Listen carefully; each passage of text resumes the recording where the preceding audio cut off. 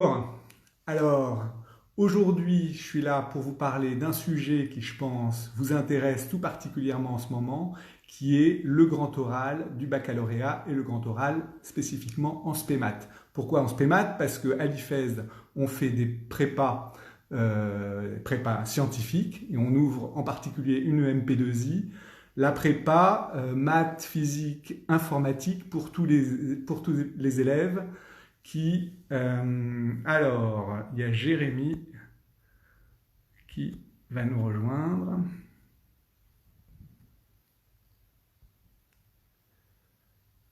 Bon, donc, pour vous dire que effectivement, on fait des prépas informatiques, celles qui préparent à tous les métiers d'ingénierie dans le domaine de l'intelligence artificielle, du big data, tous les métiers du futur. Donc, ça peut en intéresser certains quand même. Mais ce qui est intéressant aussi, c'est qu'en prépa, on fait des cols tous les jours. Des cols, et les cols, c'est quoi? Ben, c'est des interrogations orales. Grand oral, interrogation orale. Donc, avec Jérémy, si j'arrive à le faire rentrer dans notre... voilà. Non, c'est pas du tout ce que je voulais faire. Si j'arrive à le faire rentrer dans notre direct, on va pouvoir...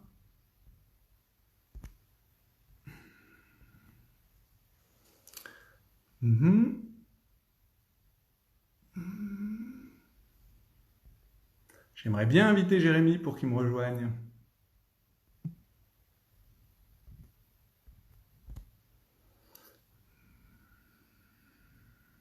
Voilà. Jérémy va bientôt me rejoindre. C'est parfait. Jérémy va me rejoindre. Donc, ce que je vous disais, c'est que les oraux, on connaît ça, et donc on va essayer de vous donner quelques conseils spécifiques pour votre grand oral, tout particulièrement en maths. Le voilà. Bonjour Jérémy, désolé pour le petit. Bonjour Eric. T'es un peu plus doué que moi, merci. Tu nous as sauvés là, une fois de plus. Donc Jérémy, c'est notre prof de maths en MP2I.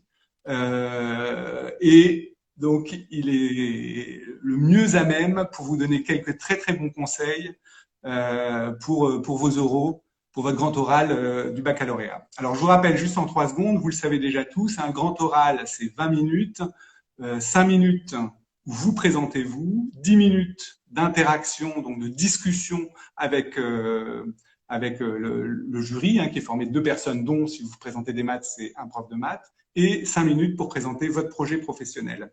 Donc déjà, qu'est-ce qu'on peut donner, Jérémy, comme conseil un peu générique à tout le monde pour faire cette orale? Alors Eric, comme tu l'as très bien dit, il y a ces 3 parties distinctes et 2 de ces 3 parties se préparent totalement à l'avance. C'est-à-dire les 5 premières minutes, on va présenter ce petit exposé de maths, et ces 5 dernières minutes, on va parler de notre projet professionnel, la suite de nos études et le lien entre notre exposé de maths et la suite de nos études. Et c'est une grande chance de pouvoir préparer ça. C'est-à-dire qu'on ne peut pas être pris au dépourvu. Il ne va pas y avoir une question qui n'est pas attendue. Du moment qu'on est prêt pour ça, il y a 2 tiers du travail qui est déjà effectué. Et donc, il faut vraiment jouer sur ça. C'est vraiment le point numéro 1 sur cette orale, c'est cette préparation à ces 2 parties. Il y a un analogue, c'est un peu comme le bac français. Alors bon, les élèves normalement n'ont pas passé le bac français, ceux qui vont avoir ce grand oral. Mais il y a aussi 2 parties au bac français. Il y a la partie où on prépare les textes et il y a la partie entretien où on nous pose des questions. Et la personne qui a préparé ces textes pour le bac français a de grandes chances de bien s'en sortir sur ça. Sauf que là, à la place de s'entraîner sur 20 textes, connaître beaucoup de choses sur 20 textes, c'est un petit speech de 5 minutes au début et un speech de 5 minutes à la fin qu'il faut préparer, qu'il faut avoir répété mot pour mot. Et ça, c'est vraiment une grande chance. Ok, donc répéter, se préparer, répéter, déjà, c'est les motos qu'on peut donner, au moins pour les 5 minutes de début et de la fin. Et on va voir que, en plus, ça aide sans doute au milieu aussi, quand on s'est préparé au début et à la fin. Alors, peut-être pour rappeler quand même le truc, je pense que les profs vous l'ont dit, mais en fait, la façon dont c'est noté, ce grand oral, c'est une grille d'évaluation qui est extrêmement précise et que le jury doit suivre absolument. Donc, le fait de connaître cette grille d'évaluation, c'est quand même super important pour vous, pour bien comprendre ce que vous devez faire bien et comment vous devez vous positionner. Donc, je vais vous les donner. C'est 5 critères. Et ces 5 critères, c'est 1, la qualité de votre oral, la qualité de la prise de parole en continu, on va voir ce que c'est un peu plus précisément, la qualité des connaissances que vous donnez, la qualité de l'interaction que vous avez avec le jury, donc ça c'est spécifiquement dans la petite période de 10 minutes, et la qualité de la construction et de l'argumentation. Donc ce qu'on va faire avec Jérémy là, c'est reprendre tous ces points-là et essayer de vous donner des trucs pour chacun de ces points. Parce que finalement, c'est ça, hein, Jérémy, la grille, comment est-ce qu'elle va être, elle va permettre de faire la note. Exactement, voilà, il y a ces 5 points et il n'y en a pas un qui a plus de valeur qu'un autre. Donc, pour une note sur 20, on divise par 5 et donc chacun de ces points est évalué sur 4 points sur 20. Et dans les points que tu as cités, finalement, la partie de la forme, c'est plus de la moitié de la note. C'est-à-dire, tu l'as dit, la qualité orale de l'épreuve. Donc là, c'est finalement comment on va parler. Donc là, c'est totalement la prise de parole à l'oral. La prise de parole en continu, la qualité de l'interaction, tout ça, on ne va pas parler de maths là-dedans. C'est vraiment comment on est capable de parler face à une personne. Et donc, c'est plus de 10 points sur 20. Ce qui veut dire que si une personne n'est pas en confiance niveau mathématique, elle n'a pas à s'inquiéter. Oui, bien sûr, on veut faire le lien entre ce qu'on a étudié et ce grand oral. Mais finalement, ça porte très bien son nom. C'est un grand oral. C'est comment on se comporte à l'oral. Voilà. Et c'est ça qui est plus important. C'est le deuxième argument pour bien se préparer. Parce que plus on est préparé et moins on aura d'hésitation et plus les choses seront fluides. Et donc là, on se dira très bien la qualité de l'oral, c'est fait, on met les points. Donc, voilà, c'est ça l'idée. Et du coup, effectivement, alors, en plus, c'est très précis. Les profs, ils doivent noter d'une façon très précise. Donc, qu'est-ce qu'ils entendent par qualité de l'oral et qualité de la prise de parole en continu? Tout ça, ça fait 8 points. Qualité de l'oral, c'est simplement parler fort, distinctement, ne pas mâcher ses mots, ne pas parler tout doucement et qu'on comprenne pas ce qu'on est en train de dire. Donc, effectivement, c'est faire un peu de théâtre, ce que je suis en train de faire là en ce moment, en forçant un petit peu ma voix pour passer la rampe de l'écran. Et bien là, c'est ce que vous devez faire pour aller jusqu'à votre interlocuteur qu'il entende distinctement. Si vous entend distinctement et que vous parlez ouvertement, et ben déjà vous avez 4 points. Ensuite, c'est la parole en continu. C'est un petit peu différent. Qu'est-ce que ça veut dire la parole en continu? Ça veut dire qu'il ne faut pas buter sur chaque mot, mais ça ne veut pas dire non plus que si d'un coup vous vous arrêtez, là vous avez perdu un point. Non, c'est pas ça le problème. La parole en continu, ça veut dire en fait que vos phrases sont des phrases en français. Donc voilà, vous vous exprimez correctement en français. C'est essentiellement ça la parole en continu. Donc vous êtes capable d'avoir un discours en français correct pendant 5 minutes, pendant les 10 minutes de votre interaction et pendant les 5 dernières minutes. Et là, vous voyez, là j'ai bégayé. Ben, ça c'est pas grave, c'est pas la peine de se figer parce qu'à un moment on a bégayé, ça n'a aucune importance. Ce qui est important, c'est de parler normalement et en français correct, hein, parole en continu. Un élément, un petit point qui me semble une aide assez précieuse pour faire ça, eh bien, c'est d'utiliser ses mains quand on parle. Parce que, justement, on vous demande de projeter votre voix, on vous demande d'avoir une certaine forme d'élocution.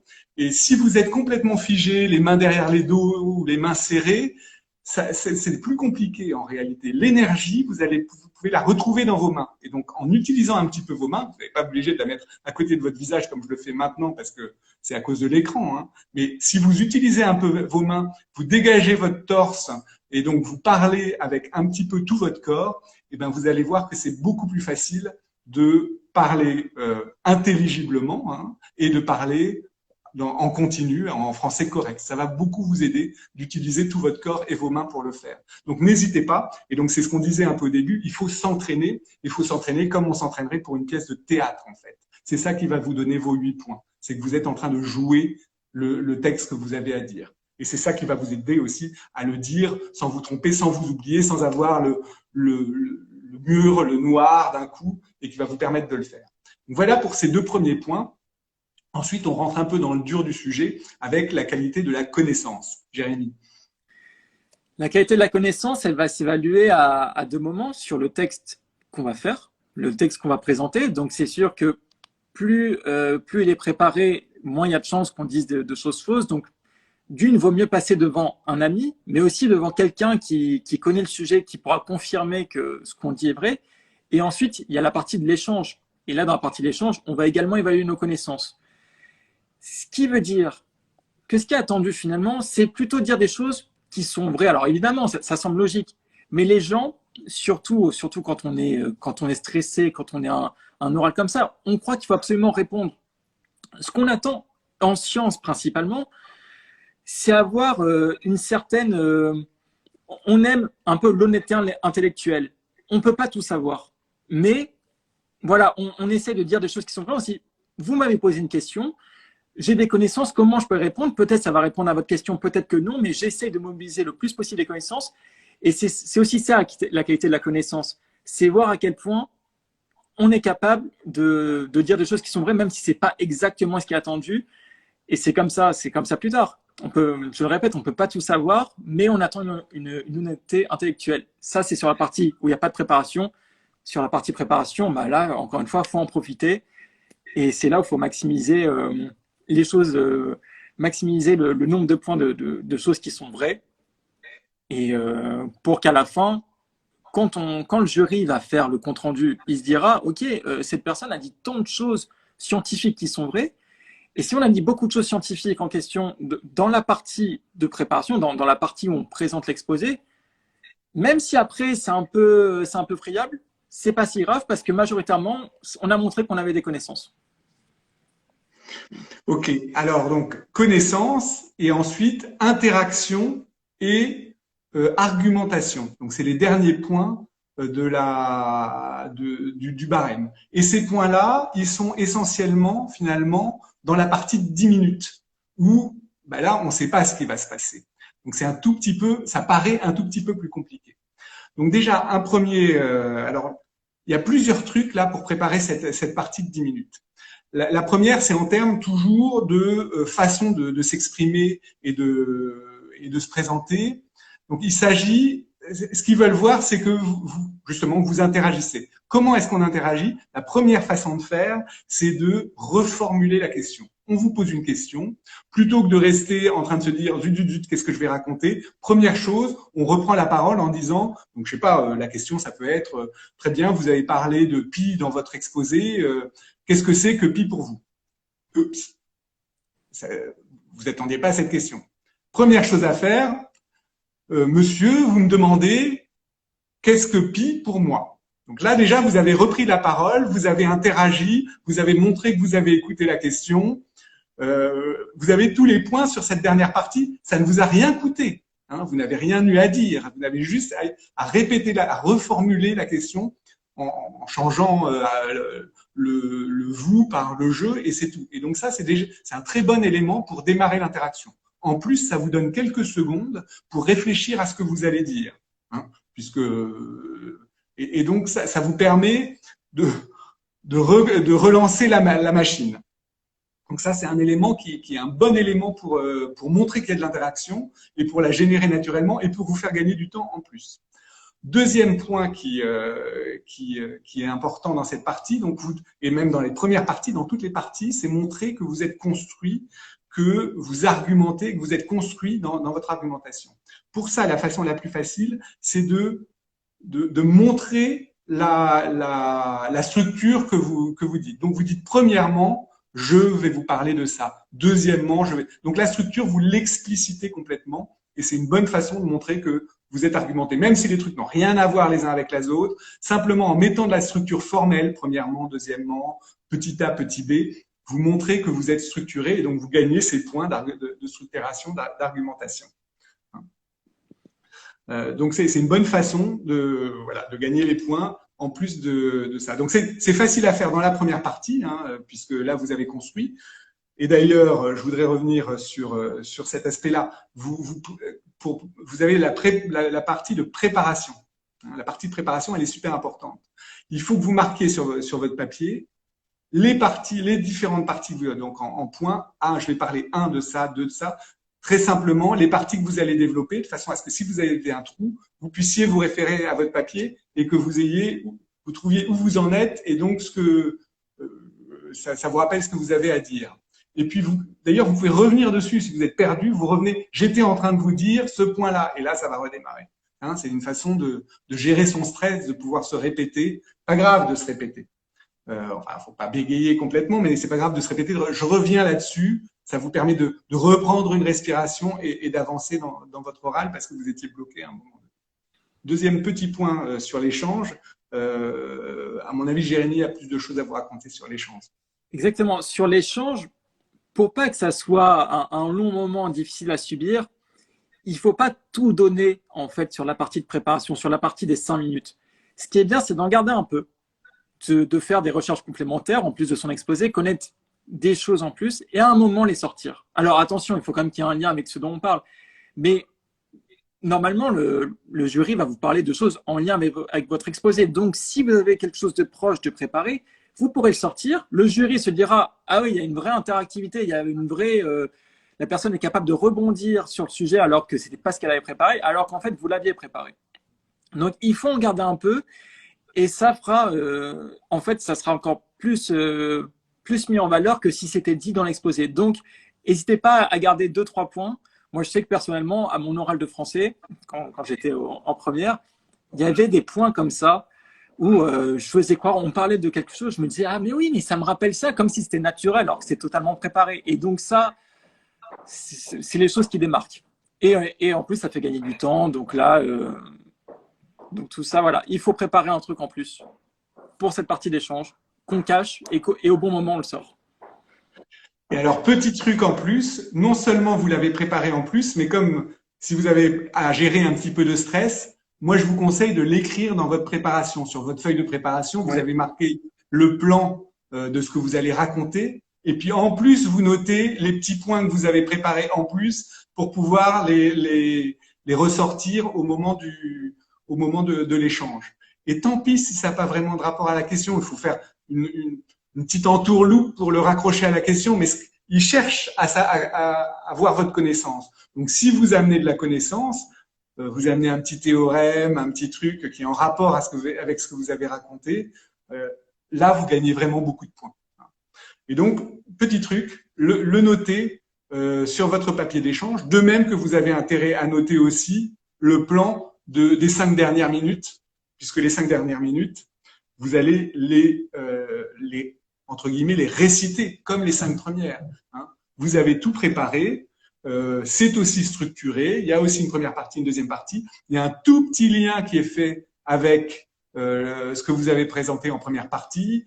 Je sais pas, vous décidez justement, vous voulez faire une école d'ingénieur parce que vous avez découvert les maths et en particulier cette partie-là, quand vous avez compris, ça vous a montré que les maths c'était un truc pour vous. Je sais pas. Vous faites un tout petit lien avec le sujet. Ça fait partie de l'exercice. Il faut faire un petit lien avec le sujet et puis vous exposez votre plan de vie. L'enjeu, c'est pas Parcoursup, c'est pas où vous en êtes sur Parcoursup. C'est comment vous voyez les choses dans plusieurs années, pourquoi vous voulez poursuivre les études dans un certain domaine, qu'est-ce qui vous intéresse. Donc, c'est vous projetez vous à l'âge adulte, et non pas les études l'an prochain.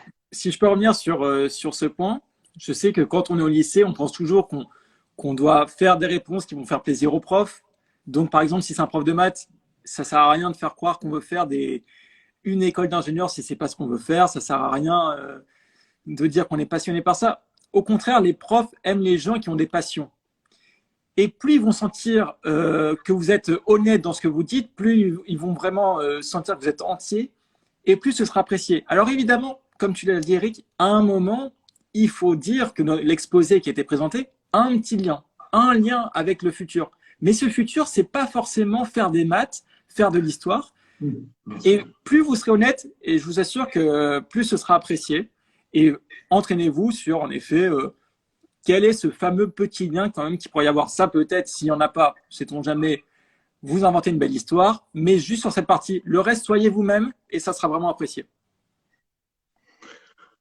Voilà, donc là, je pense qu'on a un peu déroulé tout cet oral. Euh, on peut que vous conseiller de vous préparer, de le réciter, de le déclamer d'abord devant votre miroir et ensuite devant des gens. Embêtez vos parents, vos grands frères, vos petites sœurs, vos amis. Faites-vous des trucs l'un l'autre. C'est en répétant et en récitant que vous allez l'emmagasiner. C'est pas en le lisant sur votre papier. Hein. Faut vraiment le voir comme une pièce de théâtre que vous allez jouer, hein, que vous n'allez pas réciter, que vous allez jouer.